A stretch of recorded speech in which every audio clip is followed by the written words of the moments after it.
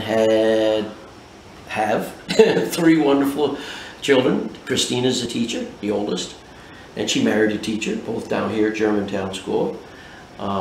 Renee married a local boy here, Todd Fox, and they're down at in Hilton Head. He's a pilot. And little George, we call him, he's twice my size in height, but he went and started working before he even got out of school with the town of Germantown, and has been with them ever since.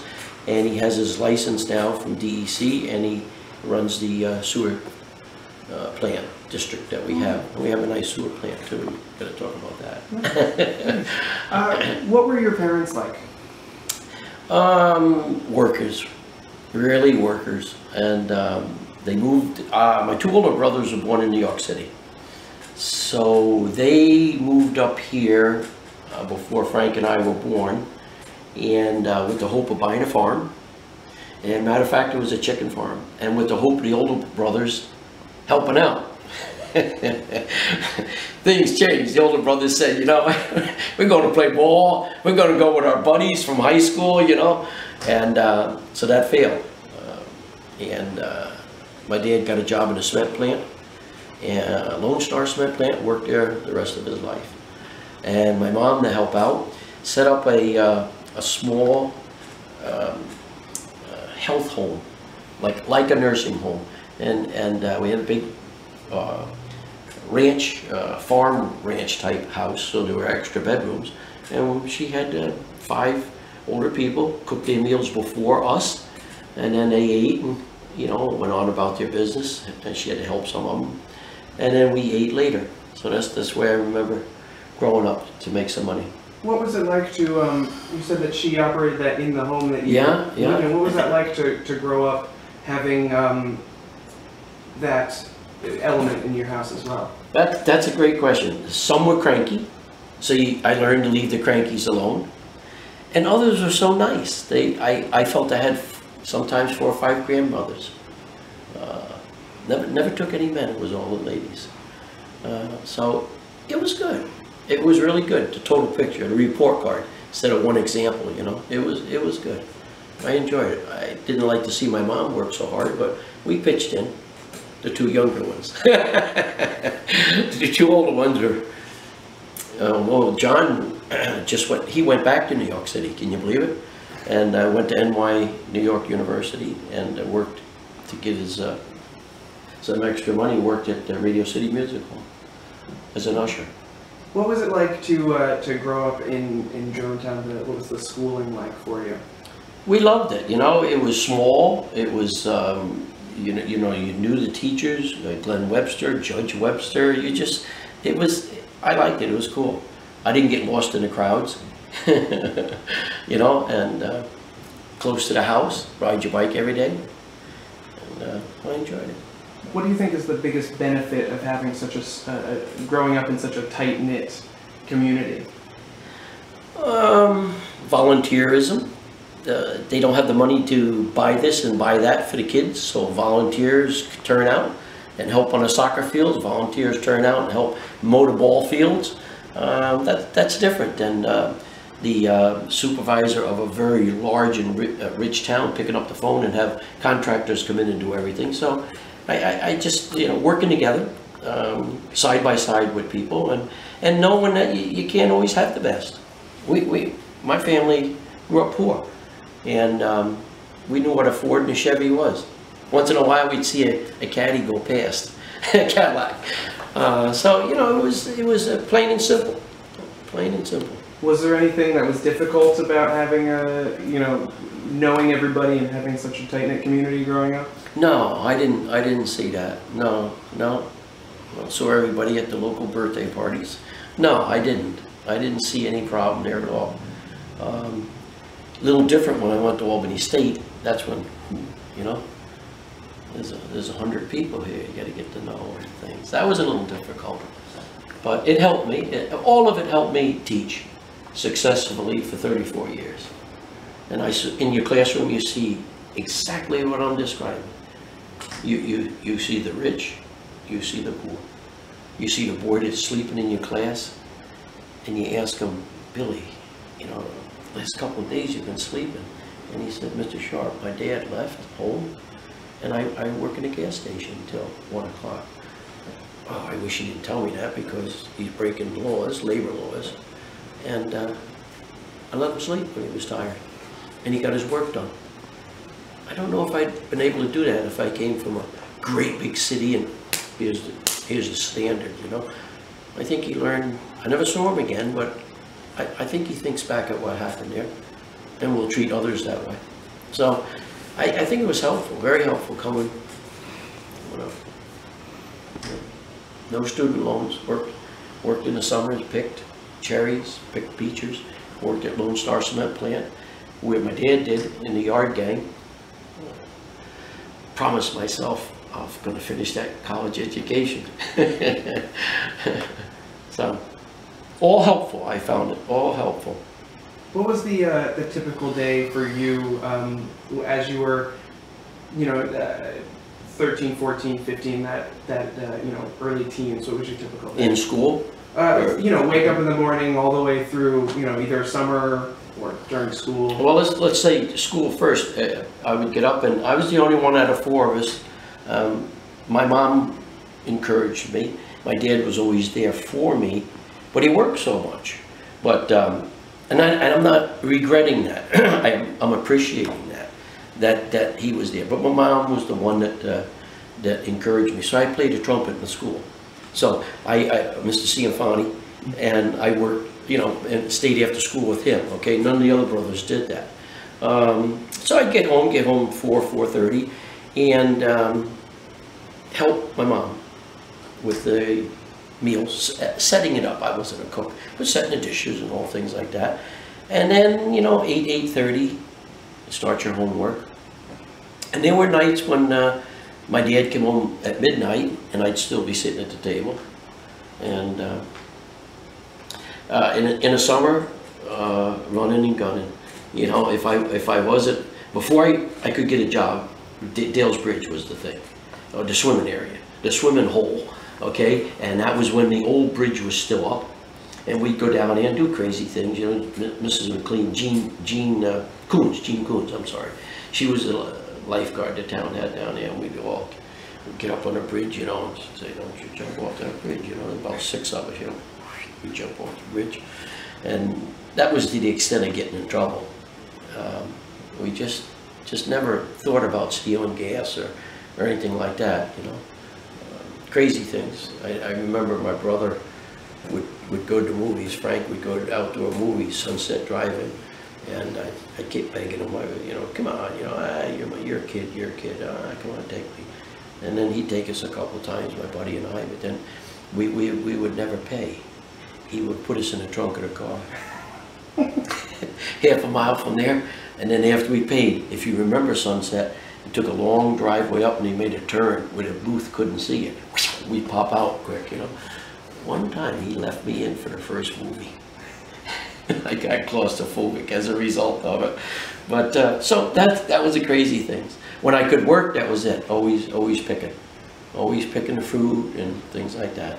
What farms did you work on? I worked at the well, it was a Gene Saracen farm.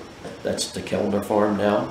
I worked for down where Austin lives now. There was a farm there. 2 brothers ran it. I'm trying to think who they were. I can't think of their names right now, but that was one there. And Lithgow, I worked in Kleinkill. What was it like to terrible. Do that work? Absolutely terrible for me. Man, oh man, terrible.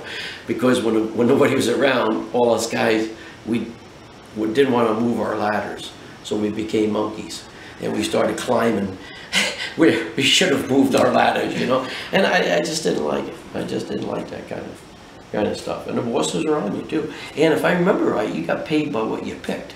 So you know what I mean? You want to sit down and have some bubble gum or something, go ahead, but that wasn't good either, you know. But I was glad when I was 16 and could do more. I got a job in the right here local in the gas station. Don Gray owned the gas station. And I get in there and helping him pumping gas and stuff. I love that.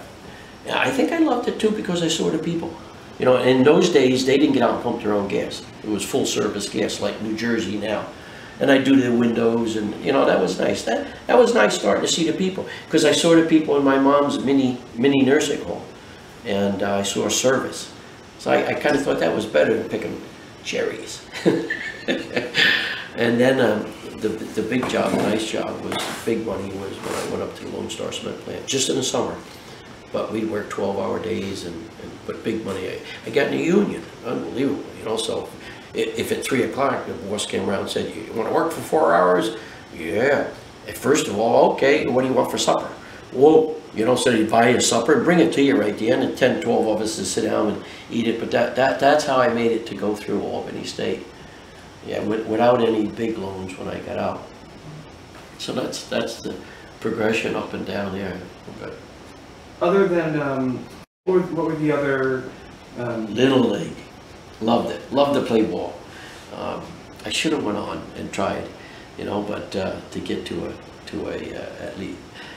I played at Dutchess. I felt good.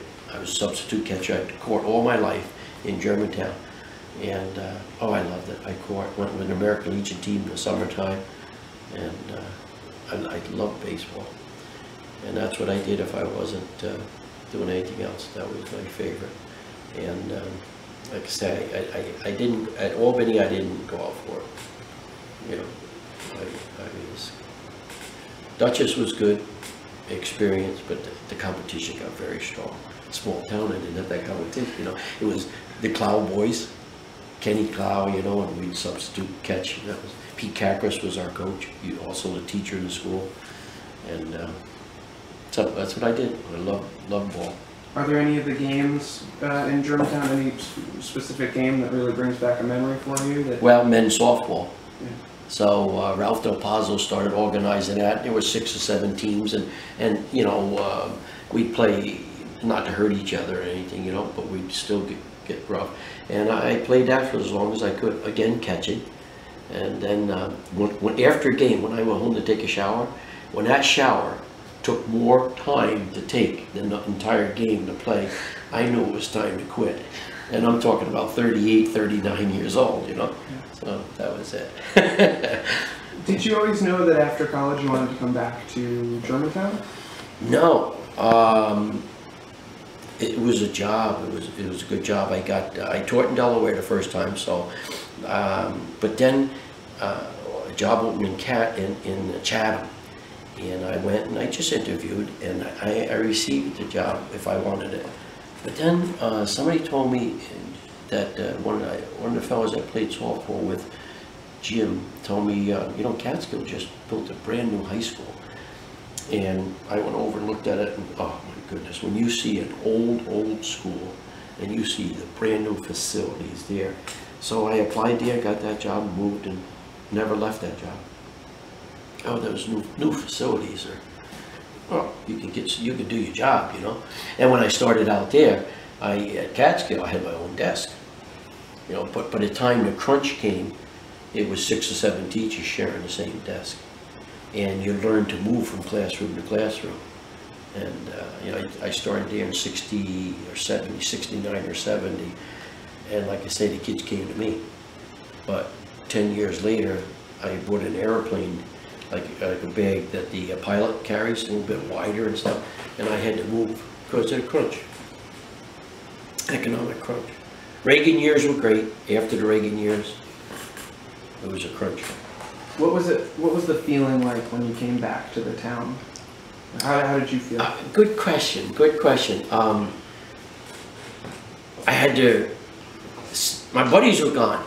You know, my buddies were gone. Some of them. Bruce Bonsack was still here. I got in the fire company, and that's how I brought it back. I got in the fire company. Yeah, a lot of older fellas. Vinnie Funk. I knew it all. Oh gosh, you know, I just got out of college, I knew it all. And the cold storage burned. The first one on the left going down. And one of my first fires, and Vinnie Funk, a couple of older fellows, we were way up we were on the roof. And the elevator shaft was halfway up. And the flames coming out of the elevator shaft. Oh, let's go down there and get those flames, we can knock them out. All of a sudden we got a call on the radio, our chief, Dave Harrelson, said, get off the roof. So the know-it-all here said, get off the roof, we got it. You know, we're right there. Well, we didn't know the whole roof was burning underneath, and he did. So thank God that Vinny said, when the chief says, get off the roof, get off the roof. And coming down the ladder, I saw it, and we weren't on the ground 10 minutes, and the whole roof. So I think I grew up a little bit then.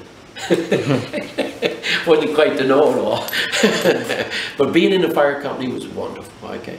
Right now, I'm the oldest active member in Germantown Hose Company. Yeah, next year I get my 50th pin. So I'm really happy. Yeah, thank you. And naturally, and little George joined me. He's a heavy-duty firefighter interior, but I switched about 6-7 years ago to driving. So I went to driving school, got my CDL license, and up until last year, I was the #1 driver. And at the banquet, you know, successfully take the truck out, successfully get it back home. And that was good. Robbie Ulmer, he lives here too. He's my age. He and I would capture that. Now some of the younger guys are capturing it, you know, because we're backing off a little bit. But at 4 o'clock in the morning, when you hear a smoke detector now at my age, you go, well, let me hear. Then when you hear the young guys answer, you say. But I was right in here at a party a couple weeks ago, and it was the 3rd night they put the play on in Germantown. It was wonderful to play down here. Oh my God. And they had a problem, so I'm right here, and I took the truck, one of the trucks, you know.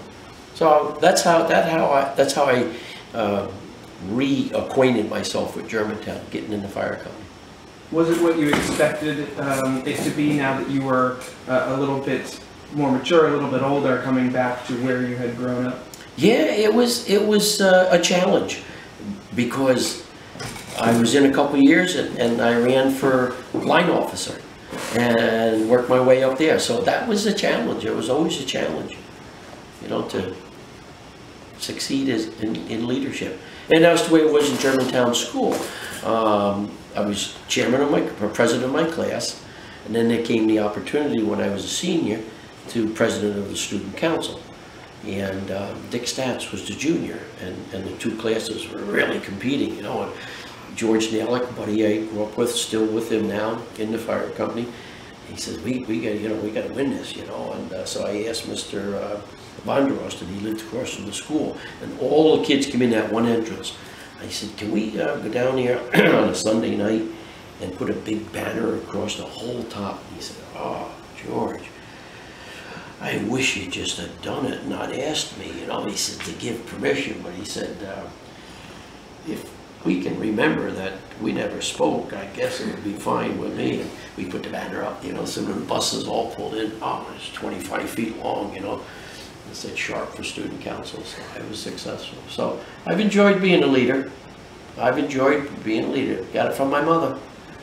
You know, my dad was the strong worker, and my mother was too, but she was a leader. You talked, I mean, even in the short time, you've talked a lot about service and leading. Yeah. Which kind of leads me to, you spent a good amount of time as town supervisor. Longest sitting supervisor. Unbelievable. I'm crazy. Now I believe in term limits. I spent 26 years, and you must have heard Jay Moore. He was a previous supervisor, and he was 22, 24 maybe he was in. Longest sitting supervisor ever, 24. And somebody would say, well, how long are you going to stay, Sharpie? I said, well, I got to go see Jay. I want to make sure Jay won't feel bad. And then whenever you went up to see Jay, he had a little farm up there, where the old parsonage was. And you'd go in, you'd have an apple crate to sit on. What's up, Sharpie? I said, Jay, you were 24 successful years as town supervisor and chairman of the board and everything. I said, right. I said, well, if I run again, I'm going to surpass that 26 years. Well, what the hell are you waiting for, he says. He says, they're made to be broken. You know, that's what time was. So I ran again and spent 26 years. Crazy, crazy. It just doesn't happen now, you know, because one issue can, you know, and so many people today seem to get mad at something. They don't look at a report card. I was so fortunate that my community looked at my report card, not a snapshot. And what a difference, you know. And on television, one person says this, there's an open mic, he says one thing, that can take you down now. If you give a person that's serving you, no matter what capacity, a report card, it balances out to an A-, or a B+, right? So that's the way it was in the community then, you know. But now I believe in term limits. What made you want to get into service for the town in a major way? I was in the fire company, and I studied law at I taught law, business law, for years, and I became interested. Well, I was one of the first police officers in Germantown. And then when I intermingled with some of the larger police departments, permanent police departments, you know, full-time sheriff's department, I wasn't comfortable the way young people sometimes were treated. And I remember pulling into a local gas station. There's 4 or 5 guys there at 3 o'clock in the morning. They have basketballs between their legs, and they're having a soda from a machine that's sitting there. And the guy with me says, you know, he went to put the lights on. I said, what are you doing? Don't do that. They didn't do anything wrong. And they started running. I called them back. It's, come on back. What are they doing wrong? And I don't like that perception, you know. And like I just said, there's a machine that says buy a soda. There's no sign on it that says after hours don't come here. And they were sitting there, you know. And that things like that bother me, you know. And you know what I said to them, look, we got a job to do, so let me just have your names. That way I know you. And if something does go wrong, we can clarify it wasn't you, you know, things like that. But there are other situations, you know, where some police officers back in those days carried duck feathers. They handed me some duck feathers. I said, what do I want the duck feathers for? Well, that's your way to get in the trunk. That's your probable cause. If you see duck feathers on the bumper of the truck, of the vehicle, you can demand that they open the trunk. I said, what are you giving them to me for? Well, put them on the bumper, stupid. So that bothered me. So I said, you know, I'm going to leave that and get into being a town justice. So I ran for town justice, and at that time sat on the town board. So that's what threw me in. I didn't care for the town board. From one part of the farm to the other, they had them in the truck, and I guess they didn't have them anchored down the way DEC says they should be anchored down. It broke my heart to hear that. What, are you crazy? I mean, there's bigger and better things out there to deal with, you know. But so I did not like the part of the town board, but I had to sit on it because town justices did. And but I enjoyed it. I enjoyed the courtroom where I could say to somebody who, you know, discipline. I was teaching school, and I know what discipline is. You know, it's not, I got you, I punish you, give me 50, 60 bucks. You know, it's, are you going to do this again? And, you know, do you understand what you did?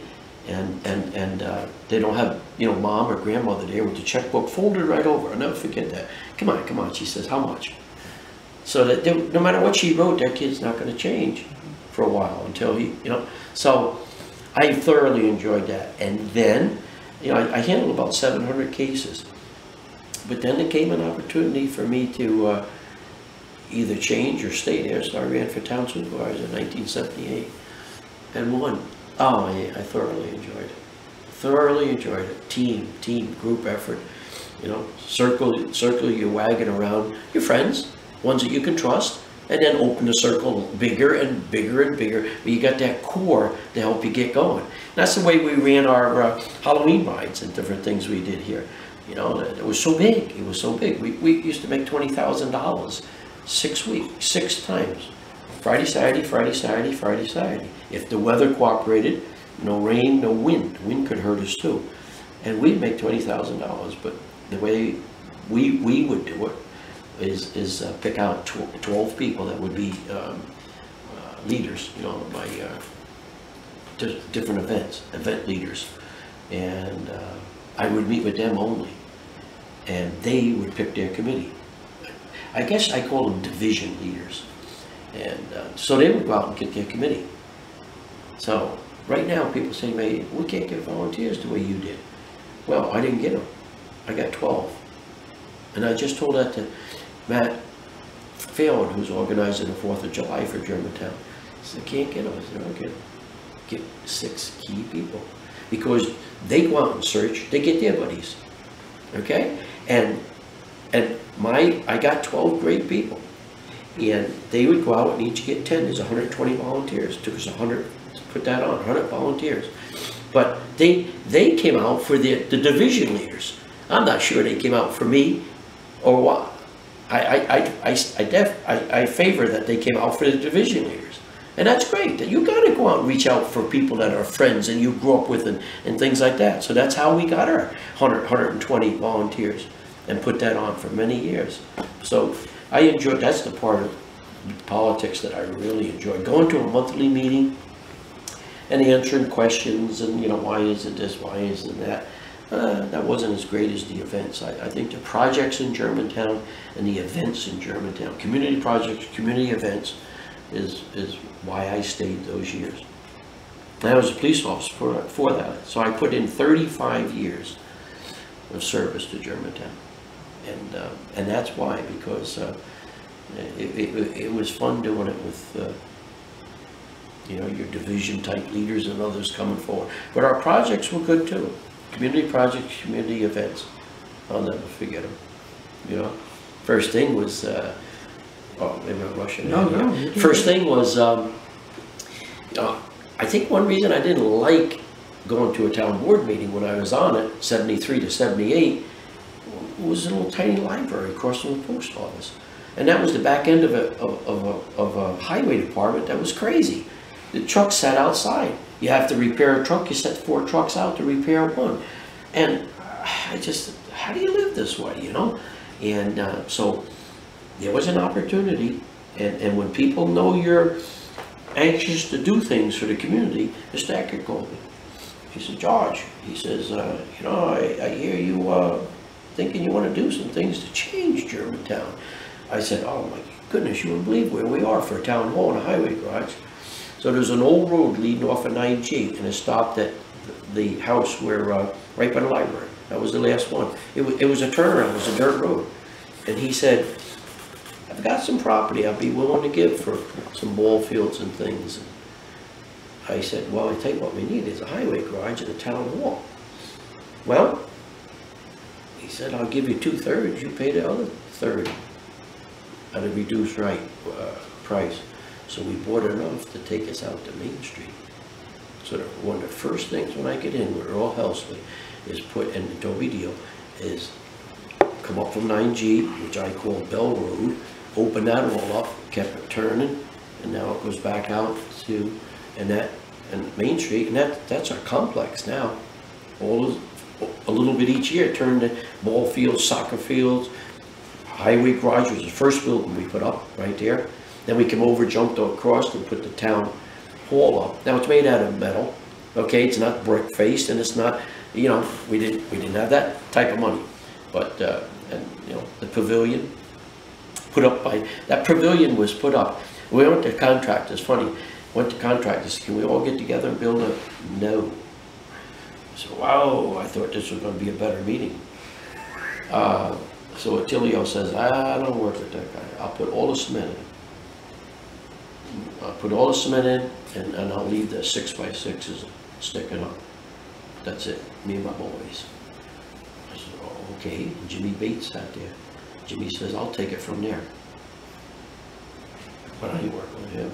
That's okay, that's okay. I wasn't there to solve their differences, okay? So it's up, that pavilion is up. You know, and the volunteers, we'd help all we could. You know, I was on the roof helping screw the screws in, but so were many others. But wow, that was a way of doing it, you know. And then the calendars, you know, we had the town hall, and we had the garage, and oh, the biggest story was there's nothing for the kids to do. Nothing for the kids to do. Ray Lawler's. That's where we hung out. That's where I grew up, shooting the what do you call it, game. The ball's up in the air. Yeah, okay. I know what you're talking about. Yeah, right? Okay, when I'm describing pinball machines. Pinball machines, you know? That's where I grew up, you know? So I said, yeah, it would be great. And Mrs. Kilmer was very nice to me. And she'd always ask me for little things. And we had a yard sale down here, and she, at that time, was in charge of the pink ladies at the hospital to raise money. And she said, George, can we come down there, you know? And I said, sure, you could come down. But I said, can I come over and talk to you, Mr. Keller? Yeah. So I went over and talked to him. I said, you know, there isn't much for the kids to do. And what do you need? I said, we need a building. We need a building that, you know, we can do things and organize things. And she said, yeah, but how's it going to be chaperoned? You know, we could help, but how's it going to be chaperoned and stuff? So, all right, you're talking to a teacher, right? So I said, oh, I agree with you thoroughly, okay? And it will be chaperoned. And you know, we're not going to pay for chaperones. We're going to ask parents. Now, you complain there's nothing to do. This week's your week at the activity building. This week's your week at the activity building. Next week, so on and so forth. They bought into it, wrote us a check, and built the building.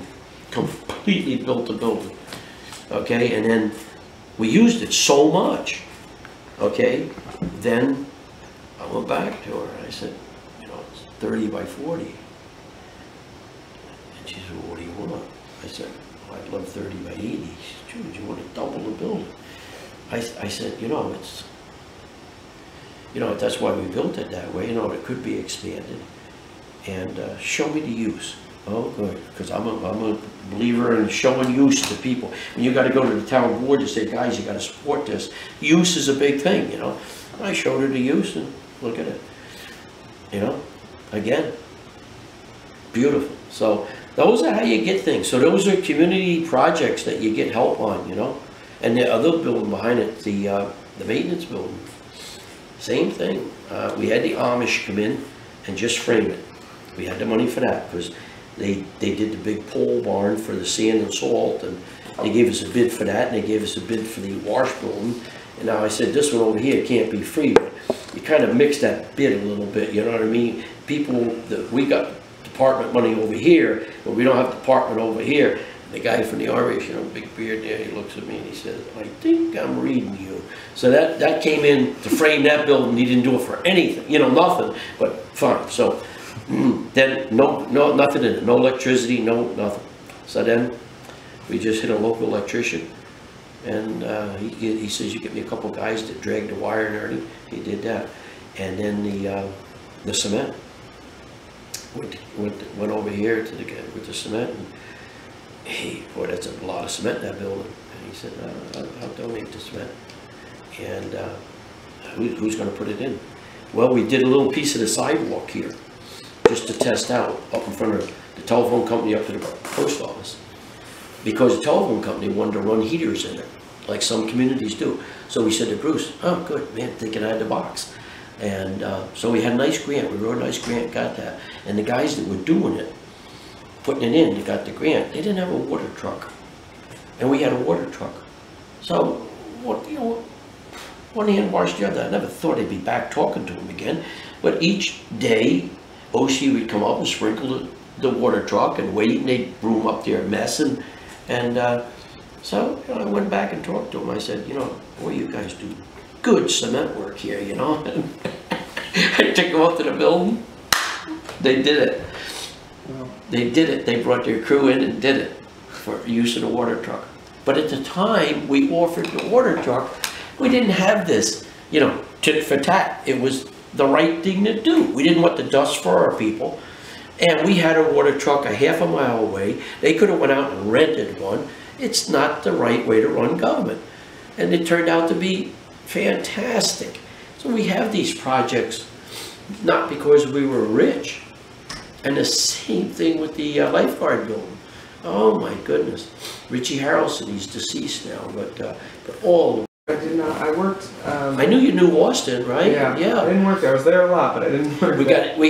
We knew we had to put a bunch of bathrooms in to handle crowds, and Richie Harrelson thought we were crazy, but I think we had something like 24 urinals across there, and you know, things like that for our events.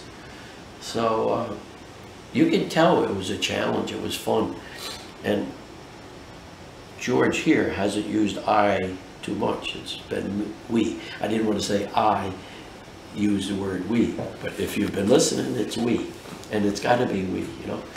And you have to be there. You have to be there when you ask your volunteers. Sometimes you have to be there first, and sometimes you have to leave last. But thoroughly enjoyed those projects. You had mentioned being the first police officer in Yeah, German. right. Is there a moment that sticks out for you about that experience? You bet. I get called over to the Holly Brown Ranch. That's now the state owns it. It was the Rockefeller place. And they said there's people inside at night. It was midnight. And I went over, I got behind a tree, and they all came out when they saw my headlights. And I had put in for backup call, and Bill Forster was the other police officer, his dad. And he came, and it was 2 of us, and there was 7 of them came out on the front. And the one had had his sleeping bag over his arms. I begged him, drop that so we can make sure you're not carrying it. I'm not carrying a weapon. Then just drop it. Then just drop it if you're not carrying a weapon, okay? And I'm not going to drop it. And all I was taught, there could be a shotgun under that thing. And I stayed behind my tree. And I think my chest was bulging from fear, and then I heard sirens coming, and 3 trooper cars backed us up. And am I glad I didn't shoot him? Am I glad he didn't come off the porch and kept coming towards me? And am I glad? I'll tell you why. He was the grandson of the owner. He was not trespassing. He didn't have permission. But he thought he'd have a nice weekend with his buddies. So I learned.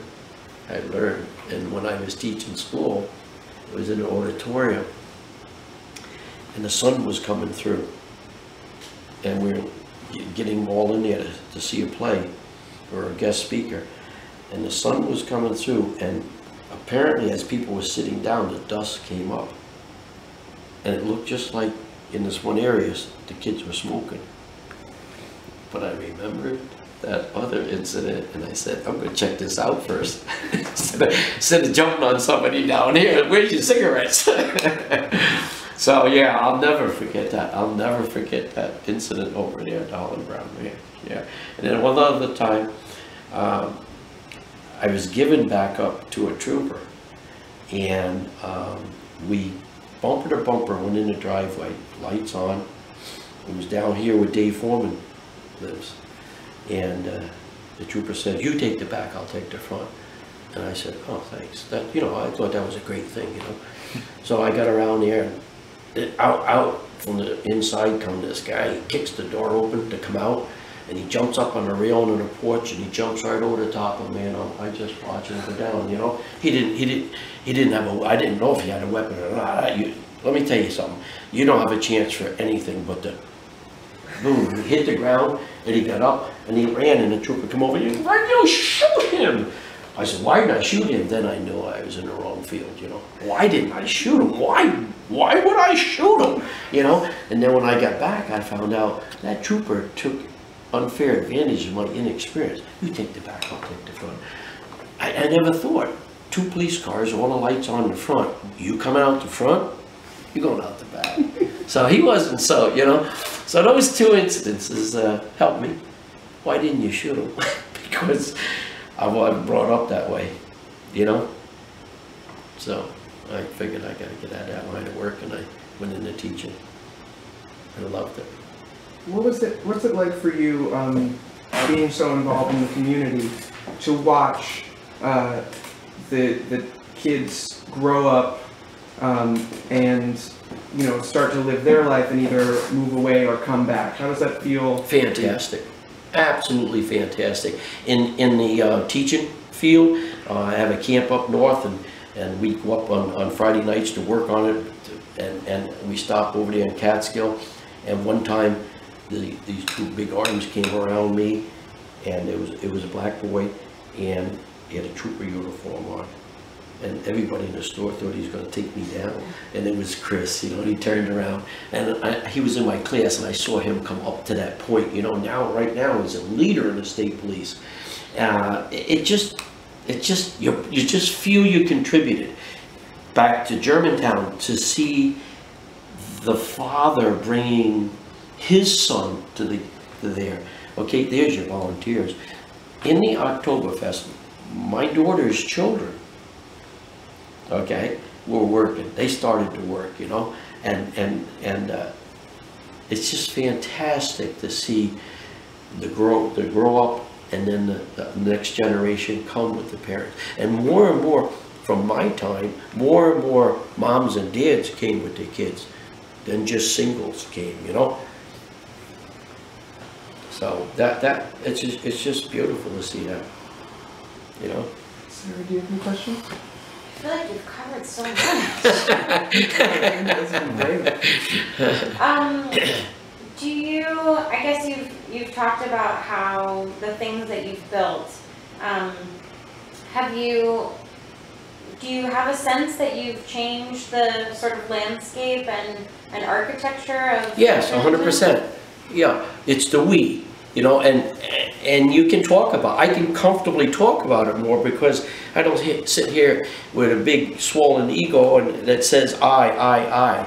And yes, oh definitely, you know, we have some nice ball fields, and I never went in our swimming lake, okay? I was on the county then, I was chairman of the board when they had to dig out clay to cover landfills.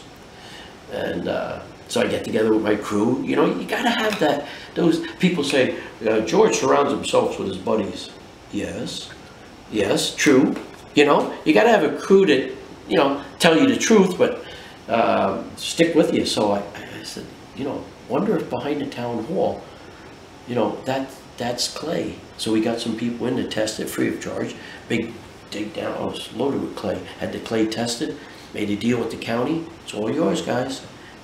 Just after you get done taking it out, let me bring in Red Miller from Red Hook, and they turned it into a kidney-shaped lake.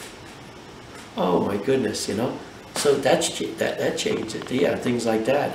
That was good. That was good. We did that. And there was another exchange that we would allow them to put the garbage transfer station where it is, and I had no fear of that. And we went around looking at others, and they don't terribly smell, and we've had no complaints from the library even, and it's still functioning today. So we had to give them that little chunk of land for what they did for us. But yeah, we made some changes. Well, our sewer district. You could not build, you could not drill a well in this whole area. Our sewer district runs from like Hover Avenue all the way down to the river, branches up Maple Avenue a little bit, and it branches down towards Palatine Manor Rest Home. And you couldn't build a drill, you know, everything, all the wells were contaminated, and you know, you'd hear the stories of the dogs that went out back and came back gray looking, and well, that's a tough one to solve, you know. And then there was a pastor, Coppinell, and he said, you know, we're looking for a place to build a rest home, and the church had some land up here, and but they said the one requirement to get all your federal funding and everything, you have to have a sewer plant. You can't ask a big home like that to go out back the way the houses do. So, my goodness, we have the senior housing, 100 people living there comfortably now, and they pay 1/3 of our cost for the sewer. So we put the sewer all in at one time, and they're paying HUD is paying 1/3. So that, and we come up through here, and you know, now different ones can drill wells. We have new wells drilled in this area, and they're not contaminated. And yeah, that's a change of the community. You know, the schools tapped in. No longer do they have to worry about. They were able to expand their building in areas that used to be we had to have votes. And the town board, you know, we all agreed we got to get out there. And you know, we did get out there and we won heavy. And the more you win, the more you show, you know, projects like that, that we didn't realize we were gaining that so much support. But we were gaining it each time. We were shaking in our boots every time a vote came up. But then it would come in, you know, 4-1, you know, 600 votes one way and 89 the other way. I don't think we still realized that what they were doing. They were having faith in us. And yeah, so we have had pushback like that. We, in the last 12, 15 years, have had migration from Manhattan area coming up here. And yeah, you can, I don't remember what pushback I got from them, but they're more concerned about their property and surroundings and green, leaving green space and things like that. But there's a lot of grandparents too that when we wanted to put the ball fields in, we got a little pushback. And I remember Dale Flansburgh, he's still alive, and he was a very good advisor for me. And he said, just do a little bit and gain the support, do a little bit. So when it came to putting those ball fields in, we had so many grandparents. The youth are going to support it, the young parents are going to support it, but then grandparents, you know. So, yeah, at times we had to strategize how we're going to get support, you know, and not lose the project because we were not smart enough to look out there and say we need them, and we can't battle them. We gotta convince them to buy into the plan, and when they bought into the plan, yeah. But I remember our town board knew we had some headaches, you know, and you don't get tough with that. You find common ground. But that was fun to do that, you know, but very, very challenging at times, you know, when those counting those votes. But you've clearly taken a strong leadership role in the community. Were there times that Germantown was going through a more difficult time, whether it was war or economic strife, that you felt like you had a particular responsibility to the community? You know, I could say I'm not going to answer that the way it should be answered, okay? But there came a time with the sewer district, okay, that a couple intelligent people sprung up on the opposing side, and they had the money to go against what we had to do to build the section of the sewer project. And I announced I was going to resign. And because I needed people that had faith in us to rise up. And you know, you if you want it, you got to fight for it, you know. And Ralph Del Palza went out and got a petition started asking me not to quit. And the minute that final phase of the sewer district was completed, and we knew we were going for it, and the feds can break your heart too. They promise you money and don't give it. But when it was said and done, I went to the paper and said, I'm changing my mind. I'm staying. And half of them said, you did that on purpose. You did that on purpose. I'm not sure why I did that, okay? I was down, okay? But to see the need, to see the people that needed to come forward and stood up and said, hey, our community is not going to lose what we have to gain here. That was beautiful. So I stayed.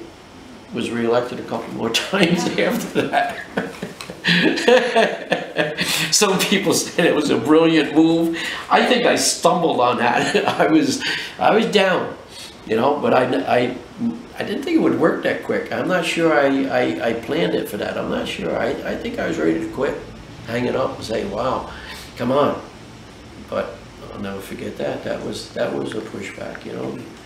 And then from there, we went to the lake and we went to swimming, and you know, we caught a point. We caught a point there where I think if the people didn't rise up and say this is our community and we want good, because after they did that, then we continued on with other things like I said, lake and all of that. You know, we wouldn't have had that, I don't think, if we didn't get over that one hump that, you know, that was there. Crazy, huh? So we like to end each interview with the same 4 questions. Shoot. So we'll go through those 4. The first one is, how has Germantown changed the most for you? What's the thing that's changed the most? Volunteerism.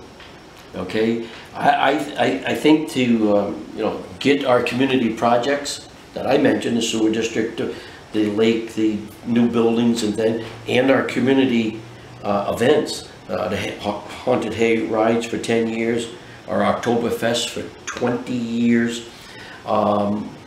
It was all volunteerism, and I think, you know, people were encouraged through the division leadership way, and they're hurting here with some volunteers, and so it's easy for me to say that, you know, volunteerism in a small community. Matt Phelan met with me the other night. Like I said, he's a key figure on the 4th of July, and he's got the same energy and commitment that I had many years ago, and he says, I'd like to see us make some money so we can say to the taxpayers, we'll pay for some of those park programs and things, as we paid by making $20,000 a year with the haunted hay rides, you know. So I got to say, volunteerism seemed to be invented with the projects, and we could never have done it without the volunteers. How the devil? I mean, our biggest competitor for the haunted hay rides was from across the river. They still go big over there, got all professional, but we put a dent in them. We put a dent, and we were packed, and packed each night. Oh my goodness. And couldn't have done it without the volunteers. And you know, they're not just volunteers. What does a volunteer mean? It means that they're committed. And they run into somebody that says, oh, that's negative. They say, no, we're proud of what we have. And then to have other communities twice our size call you up and say, can we come down and look at your park facility over? Oh, can you come down? I always had a group there. You can't shut us down. We're going to keep praising what people did. And that was nice too. So volunteerism is my answer there. You know, people buy into their community. I'm going to add a little question in sure. here. What do you think the role is for the new breed of town members, the kind of the weekenders? What do you think their role is in the town, if, you know, volunteerism or anything like that, if there is one? What do you think? Well, as I see now looking at it, you don't see. Well, they're older people, a lot. A lot of them are older people migrating up here on Friday nights, going back on Sunday. They don't seem to be interested in the ball fields and things like that. But there's been another group of our people that have said, look, you know, we're all one. And the history, what they've done at our history building. We had an old history building there that, thank goodness, we preserved it. But quite frankly, it was just sitting there. And now, it's the buzz on the weekend. It's the you know, so there's common ground there. You'll see, I think you'll see 2/3 of the newcomers going for that project, and 1/3 of our people. Okay, and then the arts. I'm glad I served, and I still do sometimes in the village here. I go to some of the meetings. You know, I'd love to see more for arts, and that's where you see a lot of the newer people. Across the street here, they have up a sign and things, and you're dead. And that meeting was 90% newcomers. I gotta stop saying that, but I don't know how to describe it. You know, I'm saying it in a positive way. Okay, they weren't born and raised here, but the meeting over there and discussing the kiosks there and the edge presentations and things, I enjoyed it. But I didn't have to be surrounded by my key friends at that point. They were my friends too. Jerry Smith, you know, and his wife, and different ones, you know. They become your friends too. I learned a lot. Hey, these people, they're okay, you know, and they may not be interested in ball fields or haunted hay rides, but there's other things in the town, and that helps you then develop the town. You know, that was a 300th anniversary birthday. The Oktoberfest in 2010 was just part of that, and you should see what they did, the events around town. And when I say they, I say probably Wade, you know, majority would be, as I keep saying, these nice newer people, you know. And so I think we've learned to blend, and in doing so, we've moved towards the arts improvement. We've moved towards many other things that, you know, that they, and that we go to their events, you know. So art is a big one, and you know, there's a building in town that I'd love to see us get, so that the stage could be set up permanently. It's not part of the school. Don't have to keep taking it down and putting it up, get the best microphones, get grants, and then the finale would be at the school, but to come up here and you know, so I would never have thought this, you know. I was out in ball fields and things like that. But there's room for everybody, and there's projects for everybody, as a follow-up to that question. What do you think has stayed the same for you? I don't know. Fire company. During my time there, or after my time? You know, from childhood to now, what's the constant for you? Okay. That you feel is the People loving their community. Yeah. Yeah. Whether it be at the old parsonage where our history department is, they love what they're doing, and that group of people love what they're doing. And Mrs. Ryder, our historian, and before her, Alan Lipschutz's mom, they've been fantastic, and they've drawn me into the history more. So yeah, it's the love of a community, and that's what has been consistent here. You know, the love of their community. Different ones for different reasons, but still they love their community, you know. And that would be my answer.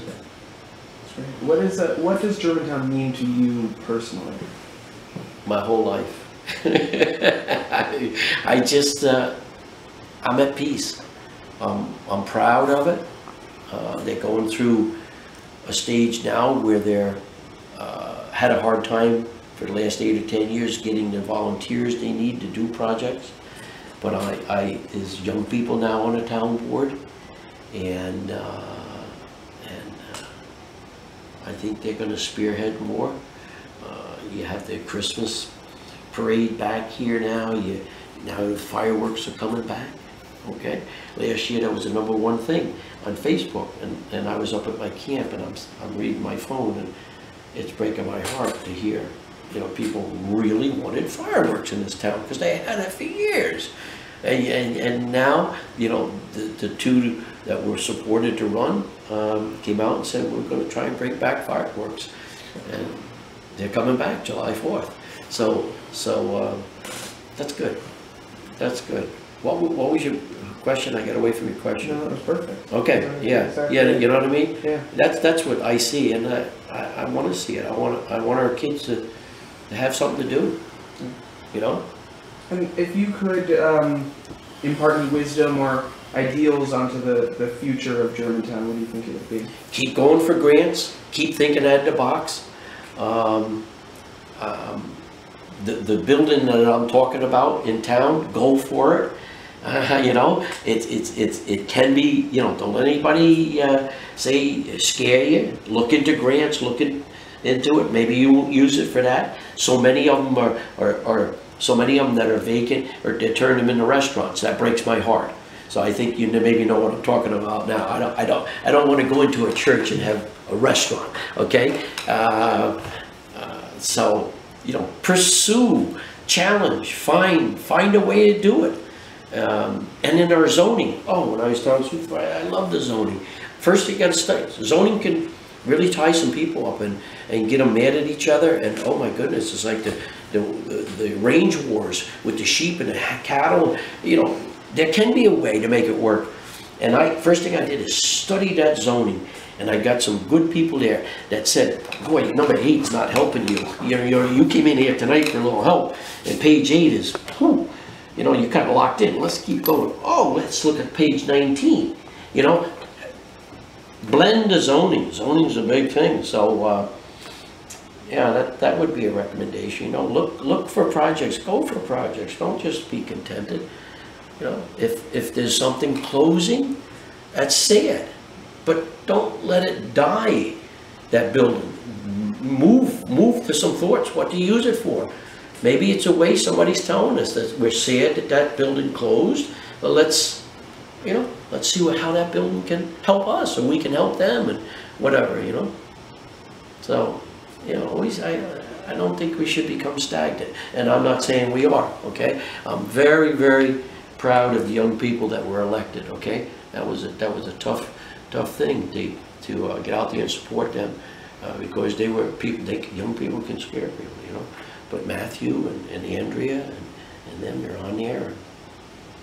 And I think you know, it puts some hope back in there that they're going to push for projects, because the arts are going to be pushed by older people and things. That's wonderful, you know.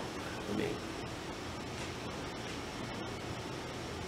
so it's a blending, melting pot. It's what America was all about, melting pot, right? Thank you very much for coming and speaking with us today. We had a great time, and I really appreciate it. I enjoyed it. Thank you very much. Thank you. Yeah, I wouldn't bring notes. I don't know where my notes are. Thank you. Yeah, thank you, George. Yeah, it was a real pleasure.